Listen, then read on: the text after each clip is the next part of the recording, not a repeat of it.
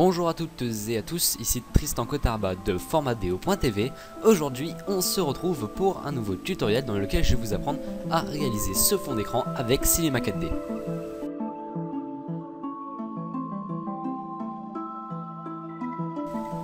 On se retrouve tout de suite sur Cinema 4D.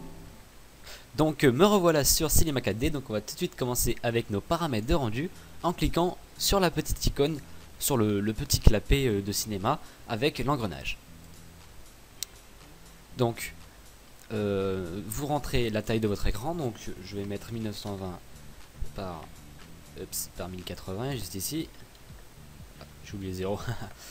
Après dans Save, vous cliquez ici, au lieu de mettre TIFF, vous mettez PNG, vous cliquez sur les trois petits points et vous choisissez là où vous voulez l'enregistrer.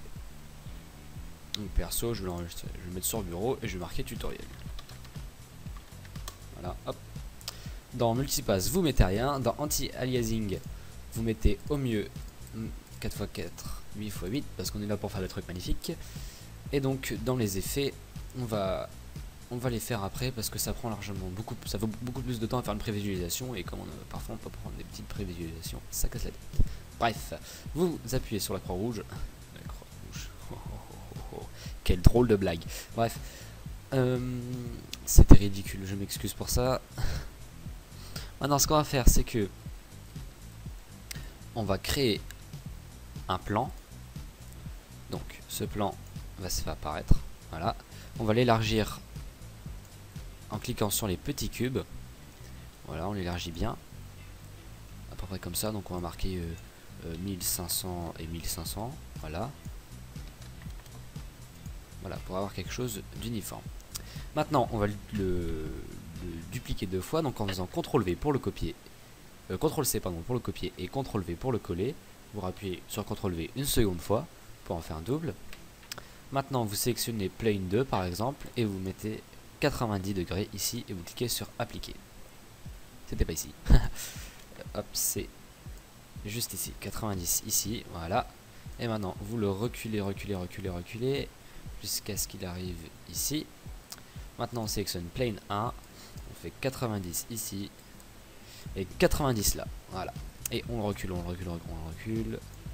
choisir un bon endroit pour reculer. Donc. Comme ça, voilà, et ici. Comme ça, ok. Donc si vous n'avez pas encore deviné ce qu'on est en train de faire, on est en train de créer une Lightroom un peu improvisée pour le tutoriel. Donc maintenant ce qu'on va faire, c'est que on va créer un null object. Donc vous restez appuyé sur le cube et vous appuyez sur nul. Voilà, on va le renommer, on va l'appeler pièce par exemple. Pièce, tac, et on va tout sélectionner et on va mettre ça dedans. Voilà, comme ça. Ok. Maintenant, on va créer une nouvelle texture. Donc, vous faites un double clic sur la surface grise et vous cliquez deux fois sur cette texture, puis vous la mettez en blanc, grand max, et dans réflexion, vous le mettez à 30%, il me semble. C'est ça. Et donc, dans la spécularité, vous touchez pas, quoique vous pouvez mettre le même truc que d'habitude, donc 15,70, et on applique ça sur toute la pièce, comme ça. Ok. Maintenant, ce qu'on va faire, c'est qu'on va créer nos lumières spécial pour la Lightroom. Donc on va cliquer sur la lumière et on va la monter à peu près ici je pense. Voilà, comme ça, et on va la décaler un peu sur le côté. Donc maintenant on va tout de suite faire nos paramètres pour cette lumière et on va aller dans Shadow. Au lieu de mettre Noun, on met Shadow Map Soft, donc ce sera masque d'ombre ombre diffuse. Dans Omni on remplace, on met Spot. On étire les petits cubes pour que ça fasse toute la surface. On va changer un petit peu l'orientation et on va le faire orienter vers l'intérieur. Un peu comme ça. Maintenant, l'intensité, on va le mettre à 80. Okay. Maintenant, on va copier cette lumière deux fois. Donc en faisant le même procédé que tout à l'heure. Donc CTRL C, CTRL V et CTRL V. Excusez-moi. Et on va la déplacer pour la mettre à un autre endroit. Par exemple ici c'est bien, on va changer l'orientation et comme tout à l'heure on va le faire pointer vers l'intérieur. Et la deuxième, on va faire de la même chose. Donc on va la faire venir vers nous. Passer un peu par là, puis on va la monter, voilà. Et on va changer son orientation pour la faire orienter vers l'intérieur. Comme ça. Maintenant, on va prendre light 1 et au lieu de mettre 80, on va mettre 70. Tac. Et ici, au lieu de mettre 80, on va mettre 60. Voilà. Donc on va créer un deuxième null object qu'on va appeler lumière. Hop, et on va mettre toutes les lumières dedans. Voilà. Et on va en créer un dernier qu'on va renommer Lightroom. Ok. Oups, j'ai fait une petite faute de frappe. Tous derrière mon écran à faire t'as fait une faute de frappe et tout. C'est pas grave, c'est qu'une faute, hein. Ça arrive. Voilà.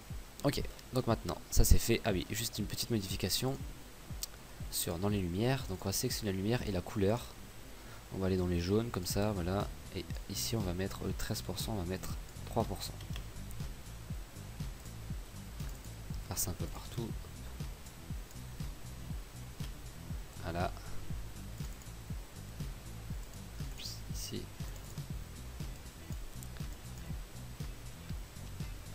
Voilà. Je sais pas si on voit bien. C'est pas grave. Normalement ça donne un petit côté plus naturel, mais bon, on s'en fout un peu. C'est pas ça qui va beaucoup changer le résultat final. Maintenant, ce qu'on va faire, c'est qu'on va créer un texte. Donc on a dans mot graphe, puis mot texte. Et là, vous marquez ce que vous voulez. Donc personnellement, pour le tutoriel, je vais marquer tutoriel. Tiens, c'est très original. Donc vous aurez besoin de la police Prosto 100 Bolt que vous trouverez dans la description. Donc c'est la police que j'ai utilisée pour le tutoriel. Voilà, Prosto 100 Bolt, comme ça. En profondeur, on va la mettre à 50. Tac. Et on va un peu modifier. On va la mettre là. Et on va faire comme dans le plan, comme dans l'image que je vous ai montré au début. Voilà, on va la mettre un peu comme ça. Ok. Maintenant, on va faire toutes nos modifications sur ce texte.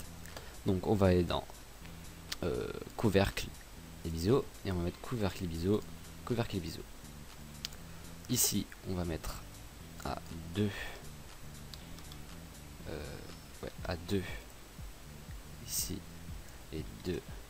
Oups. Et 2 là. Et ici à 4. Et ici à 4. C'est pas possible ça. 4. Voilà. Ok. Maintenant, ce qu'on va faire, c'est que on va faire un double clic sur la surface grise pour faire une nouvelle texture. Et on va sélectionner une texture d'or. Donc vous allez dans couleur, vous allez marquer 255, 197 et 9. Maintenant, on va faire un clic droit sur le mot couleur et on va sélectionner copie. Et on va cocher la case réflexion et on va faire coller.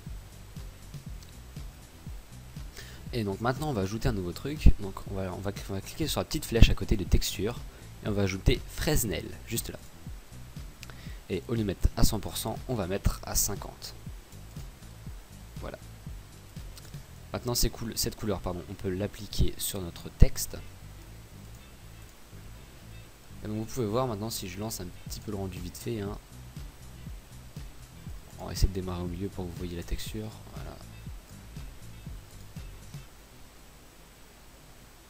Donc vous pouvez voir juste ici que ça commence à prendre forme, hein, vous voyez, le petit effet d'or est déjà bien présent, mais maintenant on va faire quelque chose qui va rendre le résultat encore mieux. Permettez-moi de vous montrer une nouvelle texture. Donc on va faire un double clic pour créer une nouvelle texture, et dans la couleur on va prendre le noir, le plus noir que vous ayez jamais fait, voilà comme ça. Et donc dans réflexion on va cocher la case et on va la mettre à 100%. Ouais, c'est ça. Et on va aller dans Fresnel. Et celui-là aussi on va le mettre à 50. Ok, là ça doit être à 50% peut-être, un truc comme ça. on va dire 25. Faut pas faire trop parce qu'après ça va faire... Ouais, comme ça me semble plutôt cool. Ok. Donc cette texture, on va l'appliquer sur le devant, comme ça. Et on va rentrer dans la sélection, on va rentrer C1. Ce qui va nous permettre de choisir que le côté de devant, comme dans la présentation. Ok, maintenant, ce qu'on va faire, c'est qu'on va sélectionner la texture et qu'on va appuyer juste là. Non, c'est bon, je réfléchissais, non, c'est bon, c'est bien comme ça. Ok. Maintenant, ce qu'on va faire, c'est qu'on va se mettre vers le bas, histoire qu'on puisse tout voir de cette position là, comme ça. Voilà, histoire qu'on ait un beau plan. Tac. Donc comme dans la présentation, hein, je suis pas sûr en fait, hein, pour la couleur. Je vais baisser le Fresnel, je vais mettre à 25. Voilà. La réflexion 15%, je pense que ça devrait aller. Voilà. Ok. Donc maintenant vous pouvez voir que c'est presque terminé. Ce qu'on peut faire, c'est peut-être... je vais vous montrer comment faire une petite animation avec ça. Une animation toute bête. Donc vous prenez votre caméra, vous appuyez ici pour rentrer dedans, vous mettez une petite image ici, vous allez à 90, on va faire l'animation la plus simple que vous ayez jamais vue, et à 90 on va tourner et on va se mettre de l'autre côté, et cette fois dans un angle beaucoup plus proche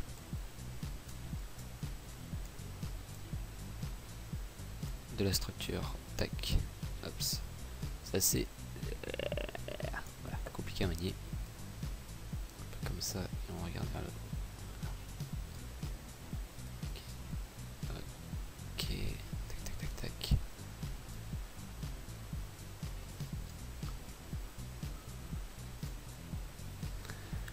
Tant qu'on voit tout, c'est plus important. Hop, on regarde vers le haut. Slap. Voilà, comme ça. Et on met une image clé ici, et on peut voir que l'animation va faire que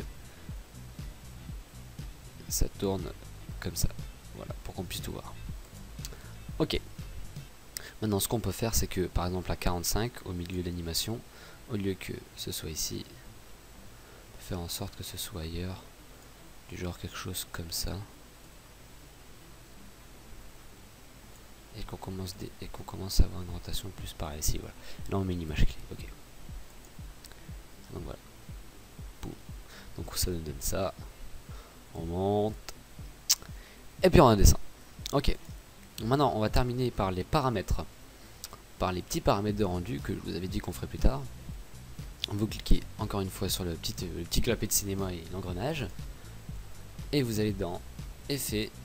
Vous sélectionnez Occlusion ambiante, vous mettez le rayon maximum à 150, le contraste à 3, vous allez dans Effet et vous mettez global, illumination globale, et vous mettez le contraste à 3, et le gamma à 3, pardon. Hop.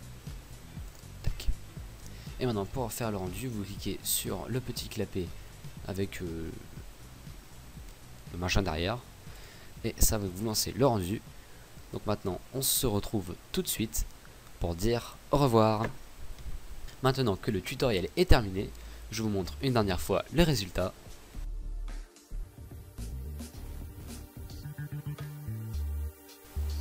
N'hésitez pas à mettre un petit like sur la vidéo, à vous abonner à ma chaîne, ce serait vraiment super sympa. Laissez-moi des commentaires constructifs, allez voir ma page Facebook et mon Twitter que je viens d'ouvrir. Au passage, je vais vous montrer ma nouvelle bannière YouTube qui s'applique aussi pour Facebook et Twitter. N'hésitez pas aussi à aller sur formadeo.tv, d'aller sur leur page Facebook aussi et de passer un coucou à tous les contributeurs. Allez, à la prochaine pour un nouveau tutoriel.